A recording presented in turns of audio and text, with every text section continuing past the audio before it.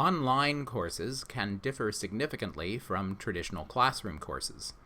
There are advantages, but there are also potential problems. This orientation will describe the most common challenges that previous students have encountered so that you can be aware of them, prepare for them, and so improve your odds of succeeding in the course. The orientation is divided into 5 segments, each focusing on a different aspect of online study: scheduling, technology, the online environment, study techniques, and metacognition. First, let's look at scheduling. By their very nature, online courses require you to take a more active role in scheduling your time, not only deciding when you're going to study, but also when you're going to attend class and when you're going to take tests. Most of the course activities are asynchronous. That is, you never need to log in at one specific time on one specific day. However, there are deadlines you must meet, so you will need to plan carefully to make sure that you complete all the coursework on time. If you're not already using a datebook or calendar application, now would be an excellent time to start. In a traditional course, you might rely on your friends to remind you about deadlines. In an online course, it's all on you.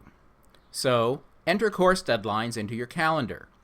Better yet, enter each item at least 2 days before the deadline. For example, if a microtheme essay is due on April 10th, instead of entering essay due on April 10th in your calendar, enter on April 8th or earlier, begin essay due 4/10. Because all activities are asynchronous, you get to decide how to fit them into your daily and weekly routine. Make a schedule and stick to it. Eliminate all distractions. Don't just mute your phone. Put it in a desk drawer, or better yet, another room. Don't let other people pull you away to get coffee, hang out, play games, binge watch, and so on. In particular, because some of your work will involve sitting at your computer listening to music, other people will probably assume that you're relaxing instead of studying. So, make sure everyone else knows that during the times you've scheduled for coursework, you are not to be disturbed. Just as the activities are asynchronous, so is the feedback that you get from me, the instructor, and your classmates. Be sure to revisit your contributions to discussion to see what others have said in response to your work. Next, let's talk about technology. Inevitably, taking an online course means using online tools extensively, and more usage means more opportunities to encounter software bugs, glitches, incompatibilities, and network outages. I can almost guarantee that at least once during the term, somewhere, somehow, something will go wrong through no fault of your own. Here's what you need to know to minimize the technological bumps in the road.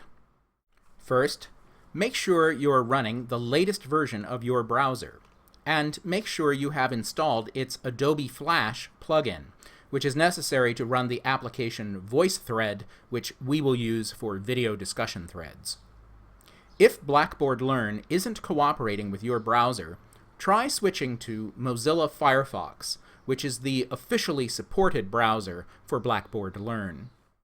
Throughout the term, whenever you upload your work to Blackboard, don't just click Submit and walk away. Instead, take a minute to verify that Blackboard actually uploaded your work. Many students have received a rude shock when they discover they've earned a 0 for work they thought they already submitted, and then, when they look, find nowhere on Blackboard.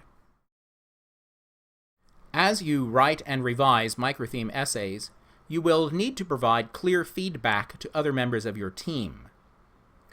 Often, the quickest and most efficient way to comment on text is to copy and paste it, then highlight portions of the original text, and then supply your comments in a different text color, perhaps emphasizing certain words with italic or boldface type.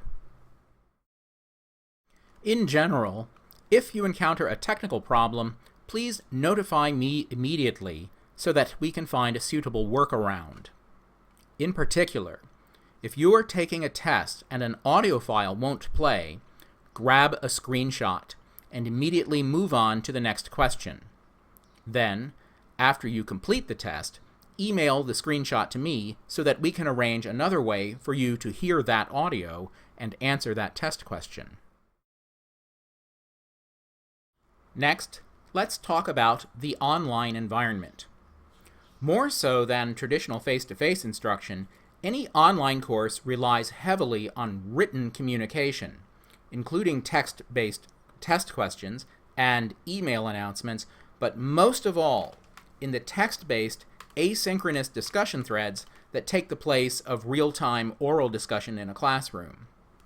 This potentially helps introverts because you're not surrounded by other people. And it can also help speakers of English as a second language because you can check your written work carefully before clicking the submit button. And it helps everyone offer better informed responses because you can consult authoritative reference sources for evidence instead of relying solely on your own memory for details. If you find it challenging to read on your own instead of having a lecturer read the material to you, or challenging to write concise, clearly organized prose instead of rambling extemporaneously in a classroom, then you may need to budget extra time to put in some extra effort.